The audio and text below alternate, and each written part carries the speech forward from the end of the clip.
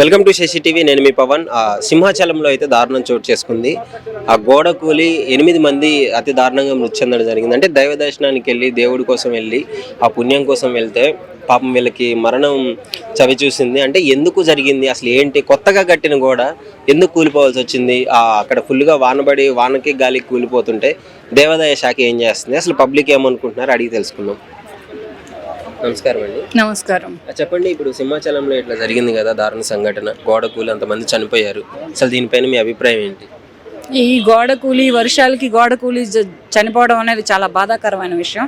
పోయిన ప్రాణాలను ఎలాగో తీసుకురాలేము, కానీ ఇక్కడ దేవాదాయ శాఖ అది తప్పిదం ఉంది. అది ఏంటంటే ఎప్పటికప్పటికి గవర్నమెంట్కి అప్డేట్ ఇస్తూ ఉంటుంటే ఫోన్లలో అప్డేట్లు వెళ్తున్నాయి. ఫోన్లలో చూసుకుంటూ దేవుడి గుళ్ళల్లో పూజారులు అర్చనలు అభిషేకాలు పూజలు చేస్తున్నారు. అటువంటి అప్డేట్ ఉన్నటువంటి ఈ జనరేషన్లో ఇటువంటి సంఘటన జరగడం చాలా బాధాకరమైన విషయం. అంటే కొత్తగా కట్టిన గోడ అని కూడా అంటున్నారు, అంటే రీసెంట్గా కట్టింది అని అంటున్నారు. ఎందుకు మరి అట్లా కూలిపోవాల్సి వచ్చింది? అంటే దేవాదాయ శాఖలో ఫండ్స్ తక్కువ అయ్యాయా? నాసిరకం కడితే ఎవరు అడుగుతారులే అన్న ఆలోచన?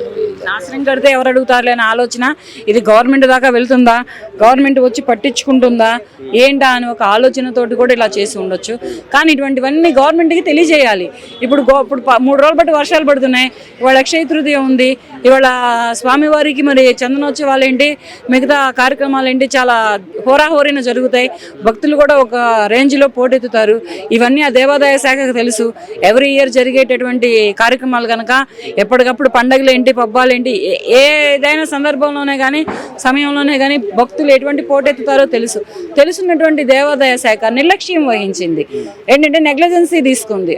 ఏముందిలే వీళ్ళు వచ్చి చూడొస్తారా, వీళ్ళు వచ్చి చేయొస్తారా, వచ్చినప్పుడు చూసుకుందామని అనుకుంది. కానీ ఇటువంటి ప్రాణ నష్టం జరుగుతుందని కానీ ఇటువంటి ప్రాణాలు పోతాయని కానీ ఎవరు ఊహించి ఉండరు. కానీ దేవాదాయ శాఖకు తెలుసు ఇది జరిగితే, ఇది కూలిపోతే ఇంత ప్రాణ నష్టం జరుగుతుందని తెలుసు. ఈ నెగ్లిజెన్సీ మాత్రం ప్రస్తుతానికి దేవాదాయ శాఖ దగ్గరే ఉంది. దీన్ని మాత్రం నేను ఖండిస్తున్నాను. చనిపోయిన వాళ్ళకి 2 లక్షల రూపాయలని అవుట్ సోర్సింగ్ దేవాదాయ శాఖలో జాబ్స్ అని అంటున్నారు. అంటే అసలు ఇంకా జరగకుండా ఎలాంటి బాధ్యతలు తీసుకుంటే బాగుంటుంది గవర్నమెంట్? బాగుంది, దేవాదాయ శాఖలో అవుట్ సోర్సింగ్ జాబ్లు అంటే బాగుంది. కానీ వీళ్ళు ఇచ్చే 2 లక్షల రూపాయలు వాళ్ళకి చావు ఖర్చులు కూడా సరిపోవు. ఇప్పుడు ఉన్నటువంటి పరిణామాలకు కానీ ఇప్పుడు పెరుగుతున్నటువంటి రేట్లు కానీ అవి కనీసం చావు ఖర్చులకి దారి ఖర్చులు కూడా సరిపోవు.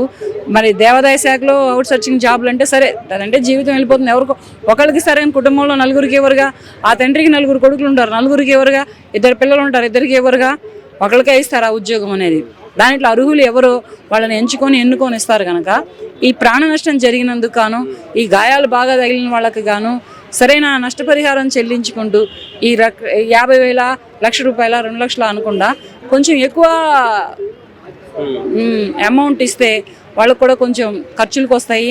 వాళ్ళకి కన్నీటి తుడుపుగా కాకుండా మేమున్నాము అనే సపోర్ట్ చేస్తూ గవర్నమెంట్ ఇటువంటి తప్పిదాలు ఇంకెప్పుడు జరగకుండా చూసుకుంటాము అనే హామీ ఇచ్చి కొంచెం చేసుకుంటే బాగుంటుందని నేను కోరుకుంటున్నాను. పవన్ కళ్యాణ్ గారు ఏ విధంగా స్పందించు? అంటే పవన్ కళ్యాణ్ గారు రీసెంట్గా సనాతన ధర్మం అని చెప్పేసి గట్టిగా ఫైట్ చేయడం చూస్తూనే ఉన్నాము.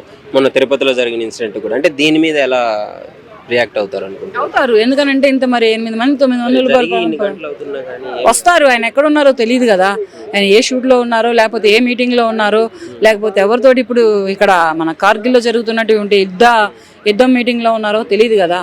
ఇది తెలిస్తే మాత్రం తప్పకుండా వస్తారు, వచ్చి కూడా ఆయన కూడా కొంచెం చూస్తారు. పవన్ కళ్యాణ్ గారు దయచేసి ఇటువంటి దుర్ఘటనలే కానీ ఇటువంటి సంఘటనలే కానీ జరగకుండా చూసుకోండి. దేవాదాయ శాఖకే కానీ ఏ శాఖకైనా కానీ ఇటువంటివి అప్డేట్ మీకు అందేలాగా చూసుకోండి. ఏంటంటే పోయిన ప్రాణం ఎలాగో తిరిగి రాదు. పైగా ఇక్కడ టాక్ ఏమొస్తుంది అంటే ఈ సంఘటనలో, ఈ దుర్ఘటనలో జనసేన సైనికులు ఉంటే బాగుండు అని ఒక మాటలు వస్తున్నాయి. అది జనసేన వాళ్ళ దగ్గర నుంచి వస్తున్నాయంట. ఈ మాటలు నేను తీవ్రంగా ఖండిస్తున్నాను. వీటిని మాత్రం నేను ఏకీభవించలేకపోతున్నాను. కనుక మీరు కొంచెం ప్రజల తరపున సరైన న్యాయం చేస్తారని కోరుకుంటున్నాను. Thank you bro. నమస్తే బ్రో. ఇప్పుడు సింహాచలంలో ఒక గోడ కూలిపై 8 మంది చనిపోయారు. సో చాలా మంది కూడా దీనికి వ్యతిరేకంగా అసలు దేవాదాయ శాఖ ఏం చేస్తుంది, ప్రభుత్వం ఏం చేస్తుంది అని క్వశ్చన్ చేస్తున్నారు. సో మీ అభిప్రాయం ఏంటి ఈ ఇష్యూ పైన? పవన్ కళ్యాణ్ గురించి అయితే అసలు బ్యాడ్గా ఏం లేదండి, ఆయన చేసేదంతా మంచిగానే చేస్తారు. యాక్చువల్గా ఆయనకి ఎక్కువ అవకాశం ఇవ్వాలి, కానీ పవన్ కళ్యాణ్ గారు మాత్రం ఈ విషయంలో అయితే చాలా బాగా చేయాలని ఆయన కూడా దేవుళ్ళని మనిషి అండి. నాకు తెలిసి నేను ఇండస్ట్రీలో పని చేస్తాను, వెళ్ళి వర్క్ చేస్తాను. ఆయన గురించి అయితే ఎప్పుడు బ్యాడ్గా ఇప్పుడు ఎవరు చెప్పరు కూడా. ఇప్పుడు టీడీపీ, బీజేపీ, జనసేన కూటమి ప్రభుత్వం కదా. సో కొంతమంది టీడీపీ కార్యకర్తలు కావచ్చు, ఫాలోవర్స్ ఏమంటున్నారంటే ఆ కూడిపోయిన గోడ కింద జనసేన వాళ్ళు ఉంటే బాగుండేదేమో అనే విధంగా మాట్లాడుతున్నారు. సో అసలు ఈ విధంగా మాట్లాడడం కరెక్టే అంటారా? అలా ఎందుకు మాట్లాడుకోవాలి? చెప్పండి. జనసేన దాంట్లో ఇన్వాల్వ్ చేయడం ఎందుకండి? జనసేన పార్టీ గురించి బ్యాడ్ గా దాంట్లో తగ్గేదిలే. గోడ కొత్తగా కట్టారంట రీసెంట్ గా. కొత్తగా కట్టింది వానకి గాలికి పడిపోద్ది గోడ. అది కూడా దేవాదాయ శాఖలు ఏం చేస్తున్నారు, నాసిరకం గోడలు కడుతున్నారు అంటున్నారు. దీనికి ఏం చెప్తాం? దానికి ఏం చెప్తాం అంటే సిమెంట్ సరిగ్గా లేకపోతే దానికి గోడ కూలిపోవచ్చు. కట్టినోడు తప్పే కదా అది. అవును, ఇంజనీర్ తప్పు. సో ఇప్పుడు ప్రభుత్వం చర్యలు తీసుకొని ఇక మీద నేను ఇలాంటివి కాకుండా చూసుకుంటుంది అనుకోవచ్చా? చూసుకుంటా, తప్పకుండా చూసుకుంటది. పవన్ కళ్యాణ్ గారు అందుకే కదా అందులో వచ్చింది. అవన్నీ బ్యాడ్ కామెంట్స్ అండి.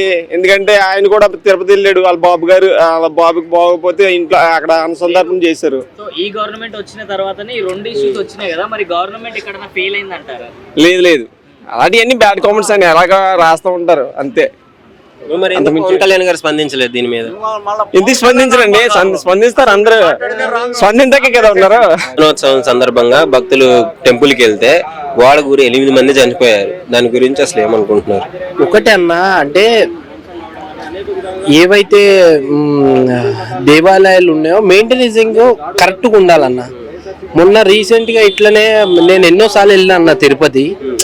ఈ సంఘటన వినంగానే నేను తొక్కిసలాటలో ఎంతో మంది చనిపోయిండ్రు, కొంతమంది యూత్ ఉరికెళ్ళడం కానీ. మెయింటెనెన్సింగ్ కరెక్ట్గా ఉండాలి. సో మెయింటెనెన్సింగ్ తప్పకుండా కరెక్ట్గా మీరు సెక్యూరిటీని అందరినీ జాగ్రత్తగా చూసుకోవాలి. సో ఇట్లా చనిపోయాలనే బాధాకరం విషయం. కానీ నేను ఎన్నోసార్లు తిరుపతి వెళ్ళినా కానీ ఇట్లాంటి ఇష్యూ ఎప్పుడు చూడలే. మళ్ళీ ఇప్పుడేమో సింహాచలం టెంపుల్ చిన్న తిరుపతి అని కూడా అంటారని చెప్పేసి అని అంటున్నారు. అంటే అంత ఫేమస్ అది. అవును, కాకపోతే ఏందో మళ్ళీ ఎందుకు ఇట్లా జరుగుతుందో ఏమో. నేను అప్పుడు అది తిరుపతిలో జరిగిన సంఘటన గిట్ట నేను ఒకసారి చూసింది, అనిపించింది ఏంటి మనకేమన్నా రాష్ట్రానికి అరిష్టం ఏమన్నా పట్టుకున్నదా లేకపోతే ఏంది నాకు అర్థం. రాష్ట్రానికి అరిష్టం అంటే ఎట్లా మరి? గవర్నమెంట్ వచ్చిన కానుంచి అదే నాకు అదే అర్థం కాలే. అంటే గవర్నమెంట్ వచ్చినాకనా, గవర్నమెంట్ మారిన తర్వాతనా, కాకపోతే ఎవరన్నా ఇట్లా గవర్నమెంట్ మారిన తర్వాత కుట్రలు కానీ చేయడం, ఇట్లా దేవాలయం కాడనే చనిపోవడం ఏందన్నా నాకు అర్థం కాదు. ఇది అంటే మెయింటెనెన్సింగ్ సరిగ్గా లేదా, లేక ఇక్కడ పార్టీల వల్ల కొద్దిగా ఇష్యూ ఉండే వల్ల ఇట్లా అవుతుండ్రా ఏందో నాకు అర్థం కాదు. నేనేమంటున్నా, మెయింటెనెన్సింగ్ కరెక్ట్గా, అలాగే సెక్యూరిటీని గట్టిగా పెట్టాలి. సో స్ట్రిక్ట్గా ఉండాలి, స్ట్రిక్ట్ ఫాలో అవ్వాలి, అది ఉండాలి మెయిన్. మరి ఎట్లా ఎవరికి తప్పిదం అంటారు? ఇది దేవాదాయ శాఖ అంటే వచ్చిన ఆ చందాలన్నిటిని ఏం చేస్తుంది? ఒకవేళ గోడ కట్టించింది అనుకోండి, నాసిరకం ఎందుకు కట్టించింది? ఎవరు అడగరానా ఏంటి? అంటే ఇక్కడ ఏంటంటే ప్రజల గిట అడగాలన్న.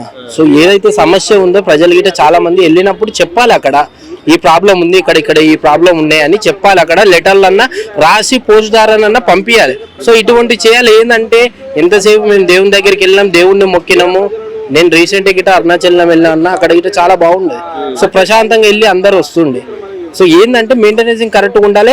భక్తులు గిట అక్కడ ఏ సౌలతులు ఉన్నాయి, ఏవి లేవో చూసి వాళ్ళకి చెప్పాలి. సో లేవంట కదా అక్కడ ఫెసిలిటీస్ కూడా మంచిగా లేవు అని చెప్పేసి అక్కడ ఉన్న కొంతమంది భక్తులు చెప్తున్నారు వచ్చిన వాళ్ళు. నేను అదే అంటున్నా, ఫెసిలిటీ చెయ్యాలి. ప్రజలు వస్తుందంటే తండాలుగా వస్తుందంటే మీరు అక్కడ మెయింటెనెన్సింగ్ కరెక్ట్గా అనేది ఉండాలి. సో దేవాలయం వాళ్ళు మెయింటెనెన్స్ ఏం చేస్తున్నారు మరి? సో సెక్యూరిటీని అన్న పెట్టాలి. సో క్యూ లైన్లు అన్న కరెక్ట్గా పెట్టాలి కదా, ఏవి పెట్టట్లేరు. నేనేందంటే దేవుని దగ్గరికి వెళ్ళినప్పుడు ఒకటన్నా, ప్రజలు ఏమనుకుంటారంటే దేవుని దగ్గరికి వెళ్ళినప్పుడు మెయింటెనెన్సింగ్ సరిగ్గా లేదు, ఇక్కడ సెక్యూరిటీ లేరు, క్యూ లైన్లు సరిగ్గా లేవు, ఇది సరిగ్గా లేదు, సౌలతులు బాగాలేవు అసలు అని చెప్పనికే నోరు రాదన్న. ఎందుకంటే దేవుడు, అందుగురించి చెప్పలేకపోతున్నాం. కాకపోతే అక్కడ ఉన్న ఎవరైతే ఆఫీసర్లు ఉన్నారో పెద్ద పెద్ద వాళ్ళు, గుడిని మెయింటెనెన్స్ చేసే వాళ్ళు ఇది తీసుకొని వాళ్ళు సో క్యూ లైన్లు కానీ ఏది కానీ ఏర్పాట్లు మంచిగా చేయాలని కోరుకుంటున్నారు. ఇప్పుడు సనాతని అని చెప్పే పవన్ కళ్యాణ్ గారు, ఎప్పుడు ధర్మాన్ని గురించి మాట్లాడే పవన్ కళ్యాణ్ గారు ఈ విషయం పైన ఎందుకని స్పందించలేదు అనుకున్నా? ఒక్కటన్నా ప్రతిదానికి పవన్ కళ్యాణ్ అన్ననే మాట్లాడతారు ఏందన్న, నాకు స్పందించాలి కదా. 8 మంది చనిపోయారు బ్రో గుళ్ళో, మరి స్పందించాలి కదా. ప్రభుత్వంలో పవన్ కళ్యాణ్ అన్న ఒక్కడే ఉన్నాడా? చంద్రబాబు నాయుడు గారు ఉన్నారు, పవన్ కళ్యాణ్ అని ఉన్నాడు, లోకేష్ గారు గిట్ట ఉన్నారు, ఇంకా చాలా నాయకులు ఉన్నారు. ప్రతి దానికి అన్నా కాదన్నా, ప్రతి దానికి మీరు పవన్ కళ్యాణ్ అన్న అంటారు ఏందన్నా? ఎందుకంటే మరి చంద్రబాబు గారు కానీ లోకేష్ గారు కానీ దేవుళ్ళ దగ్గరికి వెళ్ళి సనాతన ధర్మం అని చెప్పేసి ఎప్పుడు బయటకు వచ్చి ఈ విధంగా మాట్లాడింది లేదు. నేను సనాతన్ని హిందూ ధర్మాన్ని కాపాడుతాను, చంపేస్తాను, ఎదుటి వాళ్ళని రక్షించాలి, ఇట్లాంటివన్నీ ఎవరు ఏం మాట్లాడలేదు. కానీ పవన్ కళ్యాణ్ గారు ప్రతిసారి వచ్చి మాట్లాడడం జరుగుతుంది కదా. దృష్టికి వస్తే మాట్లాడతాడు కదన్నా. ఆయన దృష్టికి వెళ్ళలేదు, దృష్టికి వెళ్తే ఆయన తెలుసుకుంటే అనుకో అక్కడికి వెళ్ళి మాట్లాడతారు. ఏమైంది ఇక్కడ గుడి ఆఫీసర్లు ఏం చేస్తుండ్రు, మెయింటెనెన్సింగ్ ఎట్లా ఉంది, ఎవరు ఏం చేస్తున్నారు అనేది ఆయన వెళ్ళి మాట్లాడతారు. ఆయన దృష్టికి అయితే రావాలి కదా. అయినా కానీ అన్న ప్రతి ఒక్కటి పవన్ కళ్యాణ్ అన్నకి అంటగట్టద్దు అన్న. ఒకటి చెప్తున్నా, ప్రభుత్వం చాలా పెద్దది, చాలా మంది నాయకులు ఉంటారు అందులో, ఎమ్మెల్యేలు, ఎంపీలు, ఇట్లా చాలా మంది ఉంటారు. సో వాళ్ళ చూడాలి ప్రతిదానికి. పవన్ కళ్యాణ్ అన్న అంటే పవన్ కళ్యాణ్ అన్న సీఎం, నెక్స్ట్ సీఎం చేయండి, మళ్ళీ అన్ని చూసుకుంటాడు. చేయనియర్ అన్న. నెక్స్ట్ సీఎం అన్న పవన్ కళ్యాణ్ అన్న రాసి పెట్టుకో నువ్వు. ఎందులో అంటే కూటమిలో అవుతాడా లేకపోతే జనసేనలో? కూటమిలో ఉండి సీఎం చేస్తారంటారు లోకేష్ కి అయితే అన్న. 100% చేస్తారు. ఎందుకు ఇస్తారు అన్న లోకేష్ గారికి? నాకు అర్థం కాదు. ఎంతో కష్టపడి పైకి వచ్చిన వ్యక్తి పవన్ కళ్యాణ్ అన్నకి ఇయ్యాలి. సో ఆయనకి ఇస్తే రాష్ట్రం బాగుపడుతుంది. పేద ప్రజలు కానీ ఇటువంటి ఇప్పుడు ఏవైతే సంఘటనలు జరుగుతున్నాయో అటువంటివి జరగకుండా ఉంటాయి. పవన్ కళ్యాణ్ అన్నకి సీఎం హోదా ఇయ్యాలి, ఇస్తారు గిట ప్రజలు. సో జనసేన పార్టీ తోటి అయినా సీఎం అయ్యే అవకాశం గిట పవన్ కళ్యాణ్ అన్నకు ఉంది. ఈ కూటమిలో గిట పవన్ కళ్యాణ్ అన్న సీఎం అయ్యే ఛాన్సెస్ ఉన్నాయి. మొత్తానికి పవన్ కళ్యాణ్ గారు సీఎం అవుతారు కూటమిలో. 100% నా అభిప్రాయం చెప్తున్నా, ప్రజల అభిప్రాయం గిట చెప్తున్నా. 100% రాసి పెట్టుకో, వచ్చే 5 సంవత్సరాలలో పవన్ కళ్యాణ్ అన్న సీఎం. టీడీపీ వాళ్ళ అభిప్రాయం అది కాదు మరి అన్న. ఒకటన్నా, ఇప్పుడు చంద్రబాబు నాయుడు గారు ఏమనుకుంటుందంటే, నా కొడుకుని నేను బతికుండగానే సీఎం చేయాలి, నా కళ్ళతోటి పరిపాలిస్తుంటే ఈ ఆంధ్ర రాష్ట్రాన్ని నా కళ్ళతోటి చూడాలని చంద్రబాబు నాయుడు గారికి ఉంటది. కాదని కాదు, అంటే కొడుకుకి ఇవ్వాలని అవకాశం ఉంటది, ఎవరికైనా ఉంటది అవకాశం ఇవ్వాలని. కాకపోతే ఏంటంటే అందులో అనుభవం ఉండాలి. ఎక్కడ ఏముంది, ప్రజలకి ఏం స్కీములు పెట్టాలి, ఎట్లా అందియాలి, ఎట్లా అప్పు తేవాలి, ఎట్లా తేరవాలి అనేది చాలా ఉంటాయి అన్న. టాపిక్ కొంచెం పొలిటికల్ గా వెళ్తుంది. సరే, దేవాదాయ శాఖలో మాత్రం కేర్ తీసుకొని కొంచెం జాగ్రత్త చేసుకుంటే 100% తీసుకోవాలన్న. ప్రజలు ఎందుకు చెప్పట్లేరంటే, దేవుని దగ్గరికి వెళ్ళినప్పుడు ఇటువంటివి ఇక్కడ సౌలతులు లేవు సరిగాని చెప్పబుద్ధి కాదన్న. భక్తులకి చెప్పబుద్ధి కాదు, అది వాళ్ళు తెలుసుకోవాలి. గుడి ఆఫీసర్లు ఎవరు ఉన్నారో వాళ్ళు అన్ని సౌకర్యాలు అక్కడ తీసుకోవాలి, క్యూ లైన్లు కానీ ఏదైనా సరే. అది థ్యాంక్ యూ.